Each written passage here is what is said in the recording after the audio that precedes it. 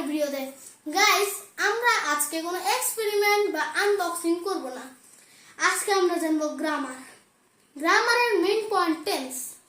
আজকে আমরা কিছু টেন্স সম্পর্কে জানবো এবং টেন্স সম্পর্কে আমি কিছু আপনাদের জানাবো। তাহলে আমরা অনেকেই ভাবি টেন্স এত কঠিন যে ওটা পড়া আরো কঠিন, এর জন্য অনেকেই টেন্স পড়তে চায় না। ক্লাস 5 থেকে শুরু করে পুরোটা জীবন টেন্সের অনেক ব্যবহার রয়েছে। দৈনন্দিন জীবনে ইংরেজি কথা বলার জন্য সব ক্ষেত্রেই টেন্সের ব্যবহার আছে। এখন আমরা টেন্স কত প্রকার, কি কাকে বলে এবং প্রত্যেকটা টেন্স কাকে বলে আমরা সবই জানবো। এই যে টেন্স সম্পর্কে আমরা মোট 3টি পর্ব বানাবো ইনশাআল্লাহ। এটা হবে প্রথম পর্ব। তাহলে শুরু করা যাক। টেন্স অর্থ ক্রিয়ার কাল। টেন্স হচ্ছে ক্রিয়া সম্পাদন করতে যে সময়টুকু লাগে তাই হলো টেন্স।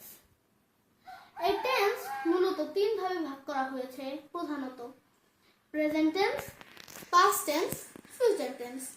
প্রেজেন্ট টেন্স অর্থ হচ্ছে বর্তমানকাল, পাস্ট টেন্স অতীতকাল, ফিউচার টেন্স ভবিষ্যৎকাল।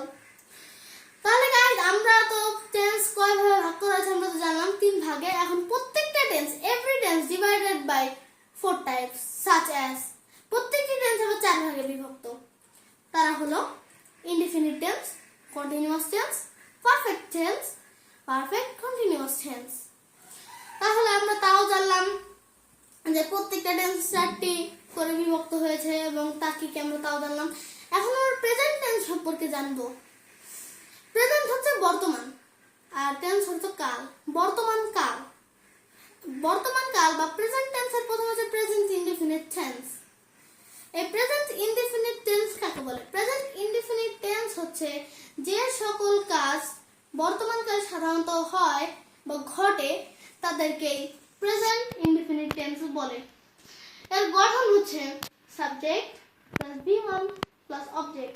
আমাদের জেনে রাখতে হবে যে V1 সমান ভার্বের প্রেজেন্ট রূপ, V2 অর্থ হচ্ছে ভার্বের পাস্ট রূপ এবং V3 হচ্ছে ভার্বের পাস্ট পার্টিসিপল রূপ এবং থার্ড পারসন সিঙ্গুলার নাম্বারের সাথে প্রেজেন্ট ইনডিফিনিট টেন্সে s বা es যুক্ত হয়। যেমন আমি যদি বলি I go to school, এটা হবে প্রেজেন্ট ইনডিফিনিট টেন্স এবং এটা অর্থ হবে আমি বিদ্যালয়ে যাই। আর যদি আমি লিখি he go to school, এটা কিন্তু প্রেজেন্ট ইনডিফিনিট টেন্স হবে না, এটা কোনো টেন্স হবে না, এটা সম্পূর্ণ ভুল হবে বাক্যটা। কারণ থার্ড পারসন সিঙ্গুলার নাম্বার হতেও এটা s বা es যুক্ত নাই, সেহেতু এটার শুদ্ধ বাক্য হবে he goes to school। Okay, he goes to school মানে হচ্ছে সে বিদ্যালয়ে যায়। এরপর যদি আমরা ফার্স্ট পারসন প্লুরাল নাম্বারের ক্ষেত্রে কিন্তু কিছু হয় না, s বা es যুক্ত হয় না, সেটা হয় we eat rice, আমরা ভাত খাই। এখানে কিন্তু সাধারণত খাই, যাই ইত্যাদির কথা বলা হয়। এখানে কিন্তু এখন করতেছি তা কিন্তু তা বলা হয় না, বর্তমান কালে আমরা এগুলো সাধারণভাবে করি। এরপরে আমরা যাব প্রেজেন্ট কন্টিনিউয়াস টেন্সে। প্রেজেন্ট কন্টিনিউয়াস টেন্স হচ্ছে সে সকল ক্রিয়ার কাজ, যে সকল ক্রিয়া বা কাজ বর্তমানকালে হচ্ছে বা ঘটছে তাদেরকে প্রেজেন্ট কন্টিনিউয়াস টেন্স বলে। যেমন I am going to school, আমি বিদ্যালয়ে যাচ্ছি। I am eating rice, আমি ভাত খাচ্ছি। এর গঠন হচ্ছে সাবজেক্ট প্লাস am অথবা is অথবা are প্লাস V1 এর সাথে ing প্লাস অবজেক্ট। গাইস, আমি আবার বলছি, subject plus am is are plus V1 এর সাথে ing প্লাস অবজেক্ট। আপনারা ইনশাআল্লাহ বুঝতে পারছেন। আমি এই প্রেজেন্ট ইনডিফিনিটের প্রেজেন্ট কন্টিনিউয়াস টেন্সের পার্থক্যটা বুঝিয়ে দিতেছি বাংলা ট্রান্সলেশন সহ। যদি আমরা পার্থক্যটা দেখি, I eat rice, I am eating rice, আপনারা দেখতে পাচ্ছেন এখানে V1 এর সাথে প্রেজেন্ট ইনডিফিনিট টেন্সে ing যুক্ত নাই এবং এখানে অক্সিলারি ভার্ব নাই। আবার যদি আমরা প্রেজেন্ট কন্টিনিউয়াস টেন্সে দেখি, এখানে am আছে মানে অক্সিলারি ভার্ব আছে এবং ing যুক্ত আছে। যদি প্রেজেন্ট ইনডিফিনিট টেন্সে এর অর্থ হয় আমি স্কুলে যাই, প্রেজেন্ট কন্টিনিউয়াস টেন্সের অর্থ হবে আমি বিদ্যালয়ে যাচ্ছি। ওখানে হয় যাই, আমি এখন যাচ্ছি মানে আমি এখন করতেছি, মানে কাজটা এখন আমি করতেছি। আর প্রেজেন্ট ইনডিফিনিট আমি করি, এটাই হচ্ছে এটা পার্থক্য।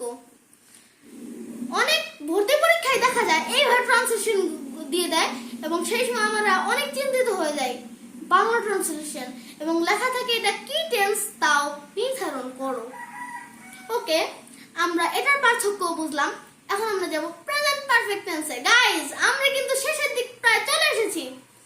তাহলে গাইস, প্রেজেন্ট পারফেক্ট টেন্স হচ্ছে সেই সকল ক্রিয়ার কাজ যে সকল ক্রিয়া ইতিমধ্যে হয়ে গেছে বাট এখনো ফলটা বিদ্যমান রয়েছে। যেমন যদি আমার আম্মুর কাছে কেউ জিজ্ঞেস করতে আসে যে আফনান কোথায় গেছে, আমার আম্মু বলবে আফনান প্রাইভেটে গেছে, পড়তে গেছে। সেই সময় আমি কিন্তু প্রাইভেটে গেছি, কিন্তু আমি কিন্তু প্রাইভেটে এখন আছি, যার কারণে এখন ফলটা এখানে বিদ্যমান আছে, আমি এখানে আছি এখনো।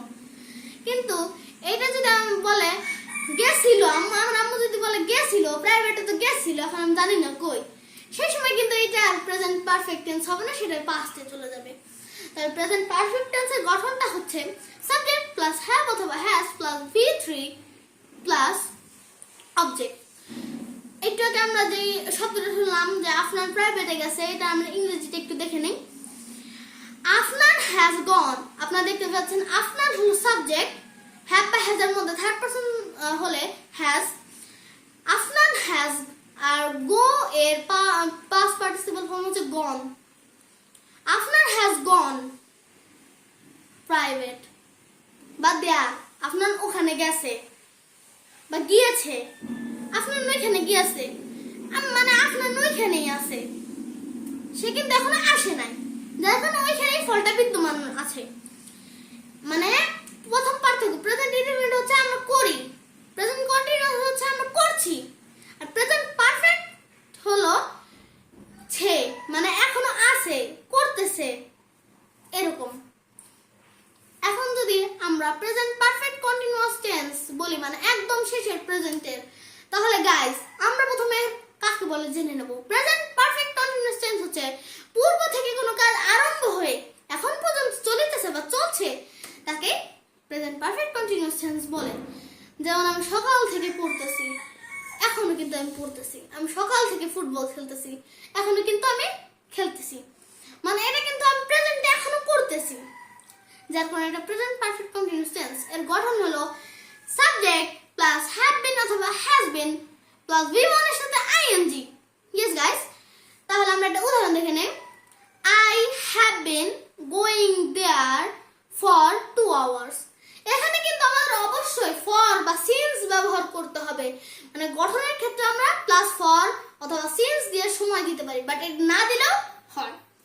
ওকে গাইস, ফর এবং সিন্স এর পার্থক্যটা হচ্ছে যখন আমাদের ব্যাপক সময়ের উল্লেখ থাকে সেই সময় ফর বসে, আর যখন নির্দিষ্ট সময়ের উল্লেখ থাকে তখন সিন্স বসে। যেমন যদি থাকে I have been reading book for 2 hours, এখানে কিন্তু বললাম কয়টা থেকে কয়টা পড়তেছে, এর জন্য ফর হইছে। আমি বই পড়তেছি 2 ঘন্টা যাবত। এরপর যদি আমি সিন্সের ব্যবহার দেখি তাহলে I have been reading book since morning, সকাল থেকে আমি বই পড়তেছি, সকাল কিন্তু উল্লেখ করে দেওয়া হচ্ছে, এজন্য সিন্স বসে। গাইস, আমাদের প্রেজেন্ট টেন্স কমপ্লিট হয়ে গেছে, দেখা হবে আরেক পর্বে।